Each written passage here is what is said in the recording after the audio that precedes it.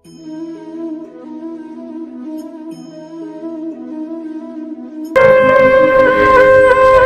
হাত পা চলছে, কর্মক্ষমতা আছে, তাই সবাই বাবা বাবা বলে ছুটে আসছে, মামা বলে জড়িয়ে ধরছে। কিন্তু যেদিন কর্মক্ষমতা চলে যাবে সেদিন আপনি বুঝতে পারবেন এই সংসারে আপনার মূল্য ঠিক কতটা। যে সংসারের জন্য সারা জীবন গাধার খাটুনি খাটলাম, সেই সংসারই একদিন আপনাকে ব্যথা দেবে। তার প্রমাণ এই বাসুদেব বৃত্ত বাবা। ওই বাসুদেব বিপ্রকে তার বন্ধু বললেন, কিন্তু শুনলেন না। কিন্তু কয়েক বছর পরে ওই বাসুদেব বিপ্রের শরীরে দেখা দিল বাবা কুষ্ঠ রোগ। আর যেই না কুষ্ঠ রোগ দেখা দিয়েছে, অমনি তার স্ত্রী তার সন্তানদেরকে বলছেন, বড় খোকা, এই ছোট খোকা শোন, তোর বাবার যে রোগ হয়েছে তো সারানো যাবে না, এ তো ছোঁয়াচে রোগ। তাই শোন, তোর বাবাকে আর এই ঘরের মধ্যে রাখা যাবে না। এক ছাদের নিচে একটা ঘরের মধ্যে তোর বাবার সঙ্গে আর থাকা সম্ভব নয়। তাই এক কাজ কর, তোর বাবাকে গোয়াল ঘরে রেখে আয়। কিন্তু মা, বাবাকে গোয়াল ঘরে রাখতে গেলে তো বাবাকে স্পর্শ করতে হবে, আর আমাদের যদি ওই রোগটা চলে আসে তাহলে কি করা যায়? বলে একটা উপায় আছে। কি? বলে যা একটা বাঁশ কেটে নিয়ে আয়।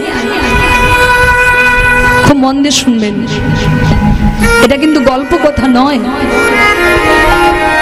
যেই না বলছে একটা বাঁশ কেটে নিয়ে আয়, অমনি একটা লম্বা করে বাঁশ কেটে এনেছে। এনে কি করেছে জানো মা? বাবাকে বলছে, বাবা বাঁশটা ভালো করে শক্ত করে ধরো। বলে বাসুদেব বিপ্র ধরেছে, কিছু করার নেই মা, ছেলেদের কথা তো মানতে হবে। বয়স হয়ে গেলে কি হবে? তখন তো আপনার কথা কেউ শুনবে না। রোগাগ্রস্ত হয়ে গেলে, রোগী হয়ে গেলে, অচল হয়ে গেলে কোন সংসারের মানুষ আপনার কথা শুনবে গো? বাঁশটা ধরো। যেই না বলেছে, বাসুদেব বিপ্রের কিছু করার নেই বাবা, বাঁশটা ধরেছে। আর দুই ছেলে দুদিকে কাঁধে নিয়ে ওই ঘর থেকে গোয়াল ঘরে রেখে এলেন। ঝরঝর করে জল পড়ছে বাসুদেব বিপ্রের। হা ভগবান, একদিন আমি বাড়ির মালিক ছিলাম, আর আজকে আমি রোগী হয়ে গেছি বলে, আজকে আমি অসুস্থ হয়ে গেছি বলে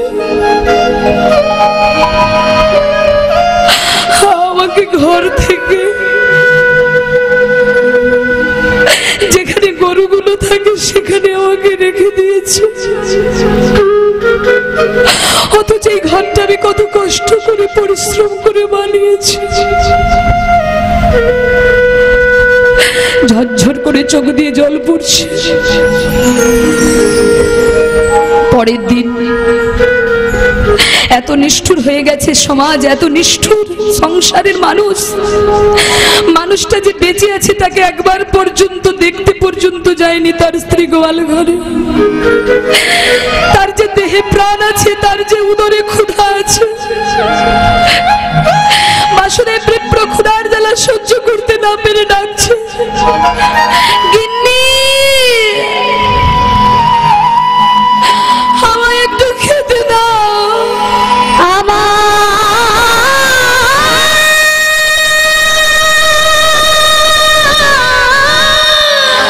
বড্ড ক্ষুধা লেগেছে।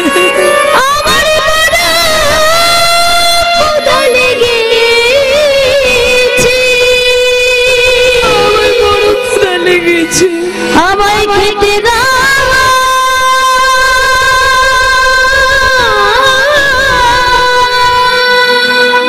আমি যে সহ্য করতে, আমি যে ক্ষুধা সহ্য করতে পারছি না।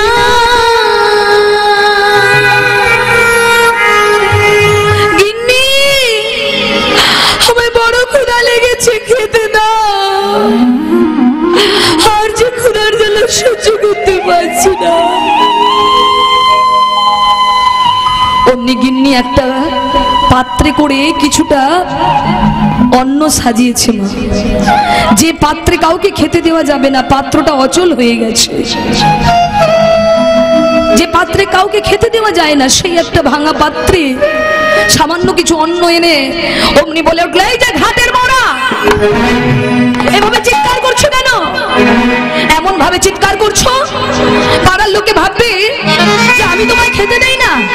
হায় হায় হায়, বলি এত লোকের মরণ হয়, তোমার কি হয় না?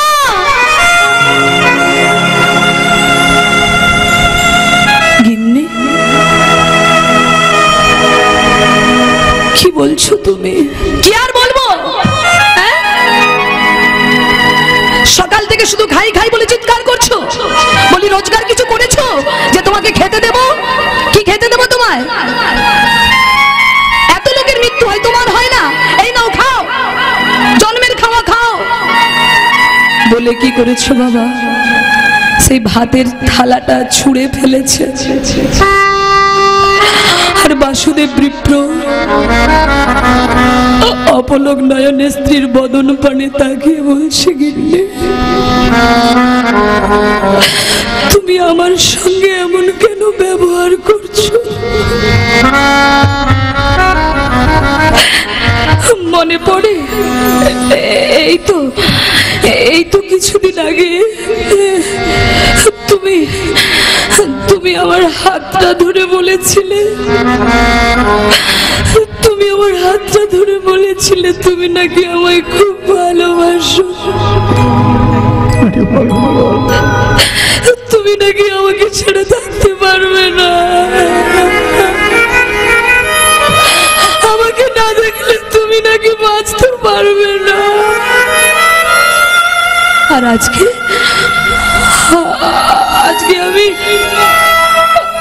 আমি অসুস্থ হয়ে গেছি বলে,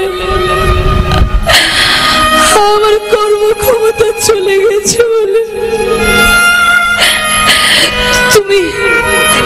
তুমি আমার মরণ চাইছো গিন্নি, তুমি আমার মরণ চাই।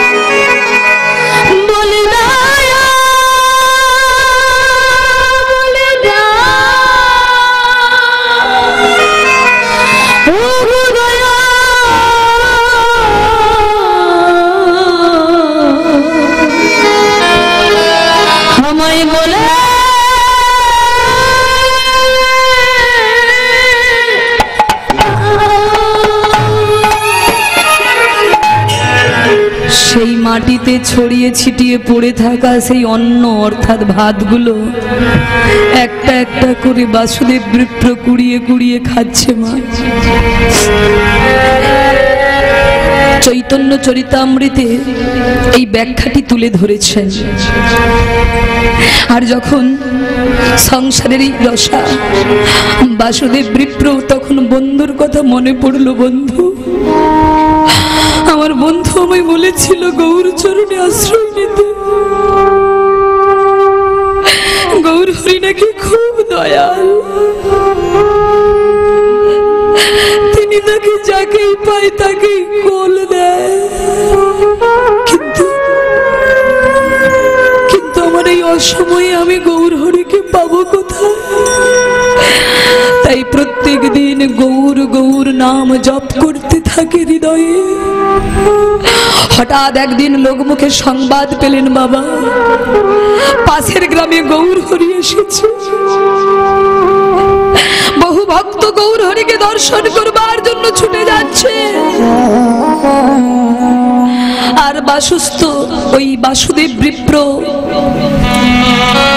যার সারা শরীর পচে গেছে, মা দুর্গন্ধ বেরোচ্ছে, সেই বাসুদেব বিপ্র হামাগুড়ি দিতে দিতে যেই পথে গৌর আছে সেই পথে চলেছে। আর বাসুদেব বিপ্রকে দেখে সবাই মুখ ঘুরিয়ে নিচ্ছে। এক জায়গায় দেখলেন বহু ভক্তের ভিড়, বহু মানুষের ভিড়। বাসুদেব বিপ্র এক গাছতলায় বসে ভাবছে, গৌর হরি, আমি তো তোমার কাছে যেতে পারছি না,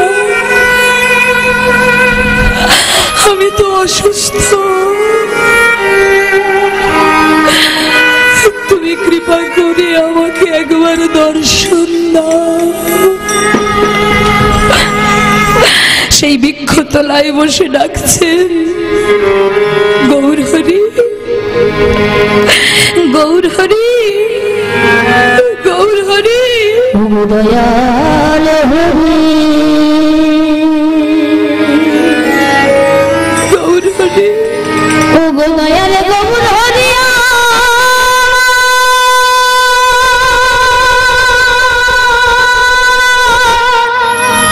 গৌর হরি, ও গো গৌর হরি।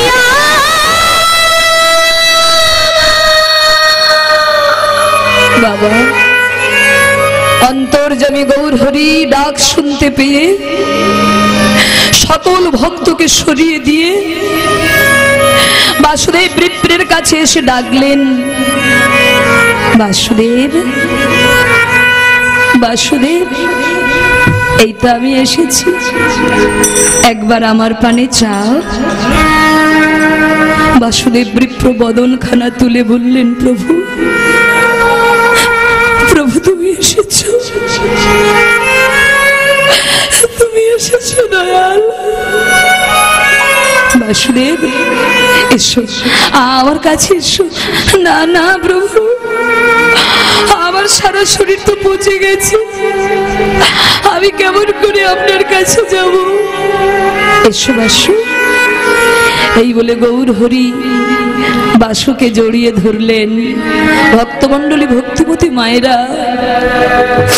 সংসারের মানুষ অবহেলা করবে আপনাকে একদিন, কিন্তু যদি কেউ আমার গৌর চরণ আশ্রয় করতে পারে, যদি কেউ ভগবানের চরণ আশ্রয় করতে পারে, গোবিন্দ কোনদিন তাকে চরণ ছাড়া করে না। এই জগতের মানুষ স্বার্থের লোভে ভালোবাসে, কিন্তু আমার গৌর হরি শুধু একবার বদনে যদি কেউ কৃষ্ণ নাম বলতে পারে, আমার গৌর হরি জন্ম জন্মের মতো তার চরণের দাস হয়ে যায়। বাসুদেব বিপ্র বলছে, গৌর হরি, আমি তো কোনোদিন তোমার চরণ আশ্রয় করিনি, আজ প্রথম তোমার চরণ পেলাম, তাই তোমার চরণে আমার নিবেদন। প্রভু, তোমার চরণে আমার নিবেদন, যেন সঙ্গ ছাড়া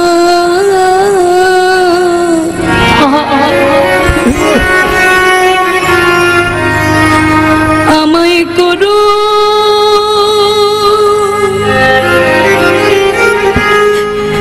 করুণা, না গো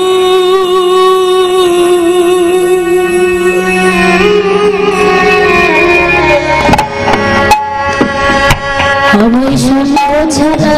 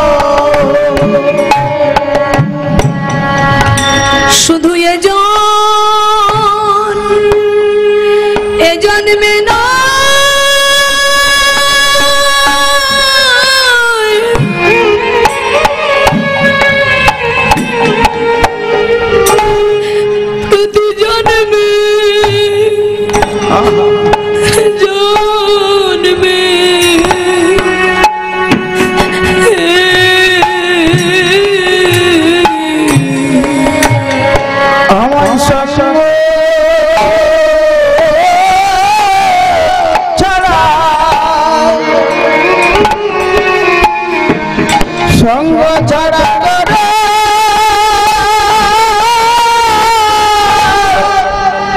করে না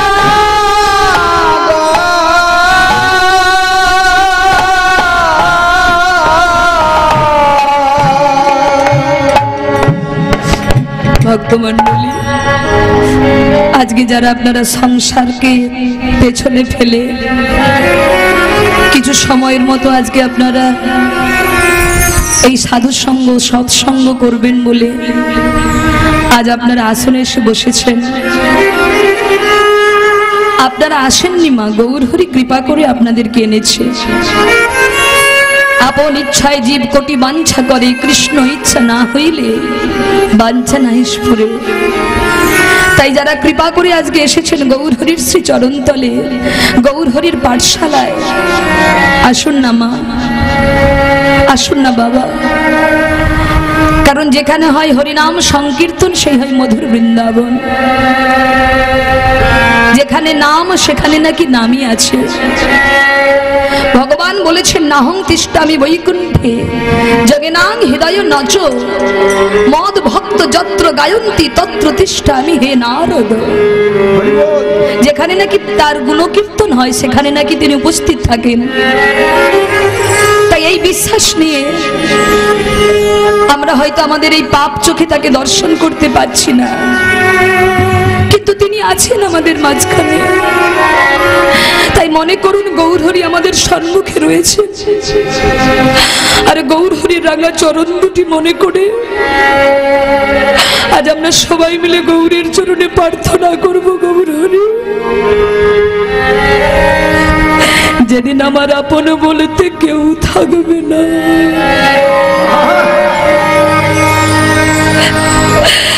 যেদিন একে একে সবাই আমায় পর করে দেবে,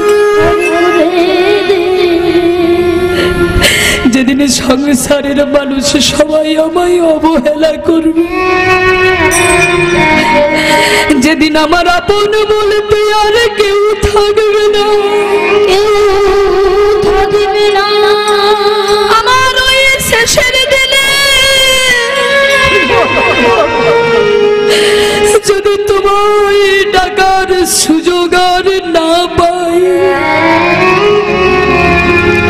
তাই আগে থেকে তোমার চরণে জানাইয়ে গেলাম, তুমি যেন আমাদের হাত ধরে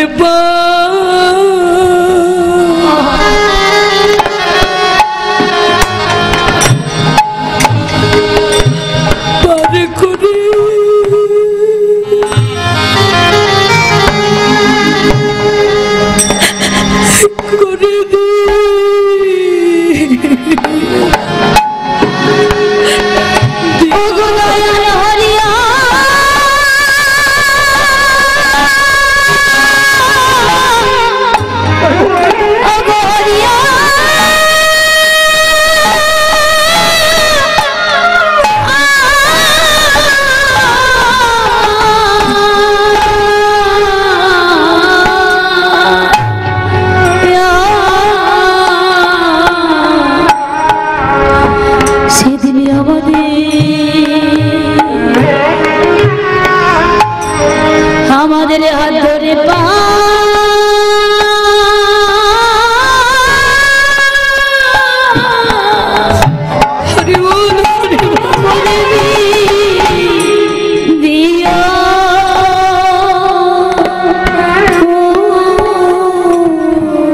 যেদিন সংসারের যন্ত্রণার সহ্য করতে পারবো না, যেদিন আপন জনেরা এক এক করে পর করে দেবে, যেদিন আমার বন্ধু বলে কেউ থাকবে না, তোমার চরণে জানিয়ে গেলাম এই সুযোগ আর পাবো কি না পাই, তাই তুমি সেই অসময়ে আমাদের হাত ধরে পার করে দিও।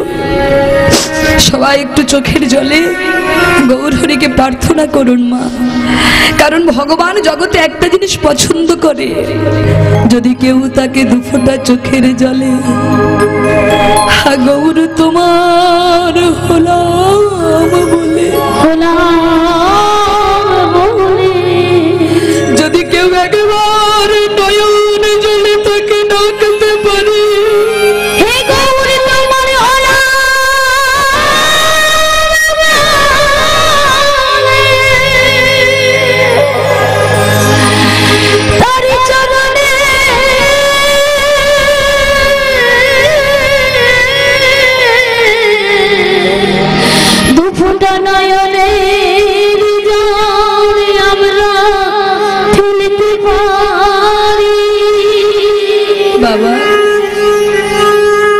আপনি যদি বাড়িতে বসে ভগবানের জন্য মনে করেন কাঁদবেন, কোনোদিন কাঁদতে পারবেন না। পারবেন?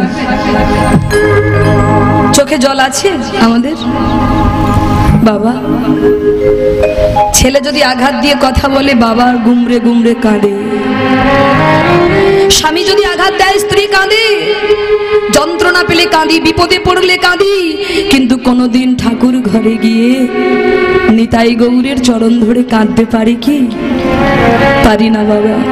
কিন্তু আজকে এই আসনটাতে যদি আপনি বসতে পারেন আর এক মনে যদি তাকে স্মরণ করতে পারেন, এই আসনের এমন ক্ষমতা, আপনি আজকে পারেন হা গৌর বলে একটু দুফোঁটা চোখের জল ফেলতে।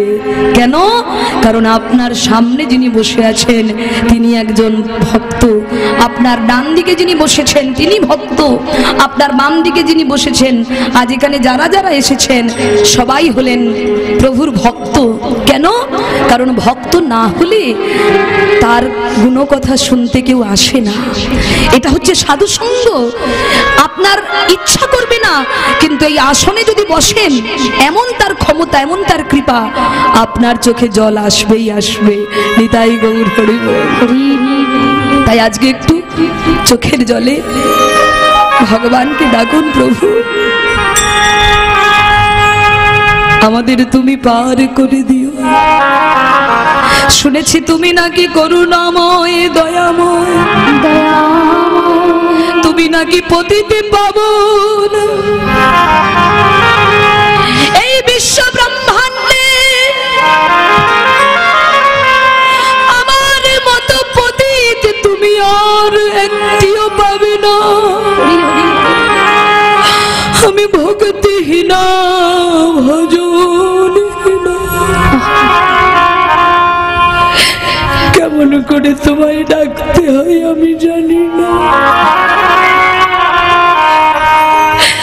কেমন করে তোমায় ভালোবাসতে হয় তাও আমি জানি না, আমি জানি না। তাই আজ এই আসরে বসে তোমায় জানিয়ে গেলাম, ও গো দয়া,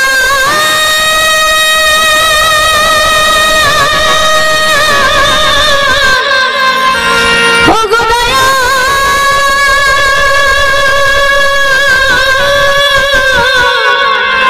ও গো দয়া প্রভু, আমরা তোমায় জানিয়ে গেলাম যেন চরণ ছাড়া করো না গো।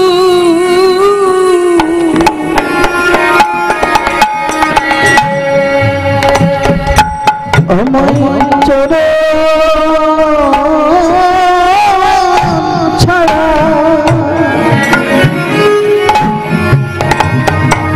চরণ ছাড়া করে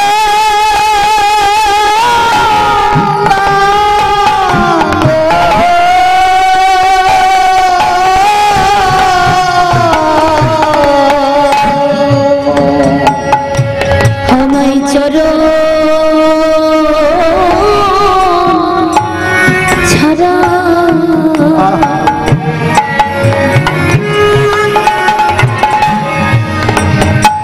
ও গো দয়া,